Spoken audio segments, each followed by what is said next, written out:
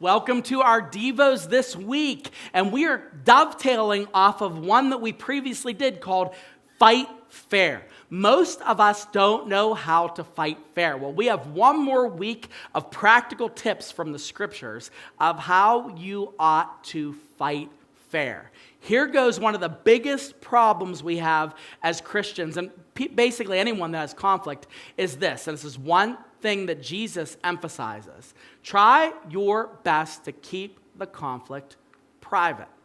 There was, I think it might have been Pastor Craig Groeschel that said if you have a private sin that you've committed, you have private confession, okay? Meaning there's something that you did to someone, hurt someone, you make it a private matter between you to try to resolve it.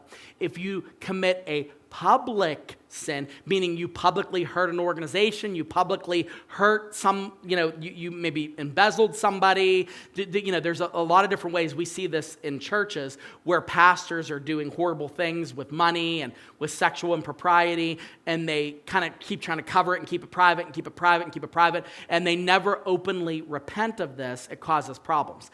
Public sin requires public confession. Private sin requires private confession. But try your best to keep it private. If you have a conflict with someone, which you're going to have, okay? I mean, this is everywhere, okay? But if it's a private one-on-one confrontation that has to go on, keep it private. Keep it private. You don't need to talk to everyone about it. You don't need to get advice about it. Really, you don't. I mean, you have to recognize that the best way to solve a problem is quickly and as closely to the actual offense as you can get. Jesus makes it really, really clear. Matthew 18, verse 15. We talked about this verse last time. He says, if your brother sins against you, go and tell him his fault.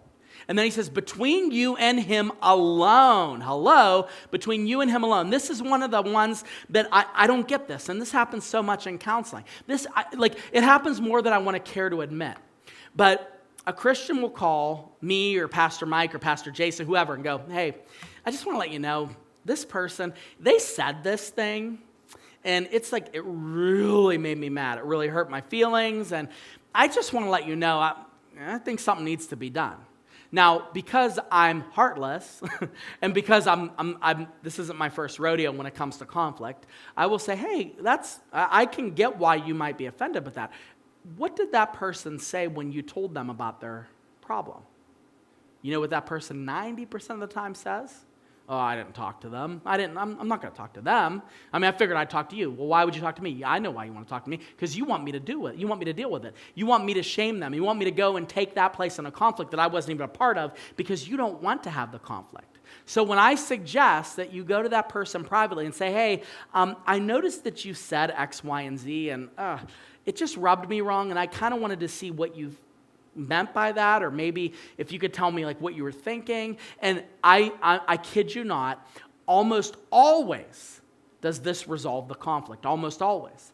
But that's not how we do it. We call 8 other people. Hey, you know what this person said? You know what this person said? You know what when Jesus himself says, number one, go to that person privately and try to restore the relationship.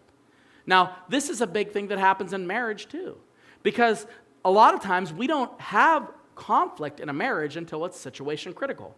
Why is that bag packed? Well, I'm going to tell you why the bag's packed. I'm leaving you because back in 1989 you did this, in 1892 you did this, in 1997 you said this, and did you see what you did to our kids here? And what happens is you've talked to every other person and you've told them what a rotten marriage you have, but you never told your spouse that you were struggling. That happens a lot.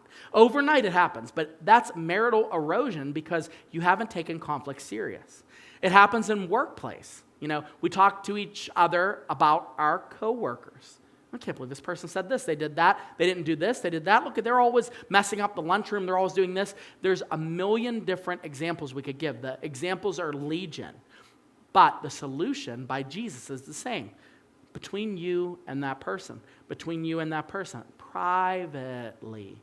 So as best as you can, when it comes down to conflict, try to keep it private.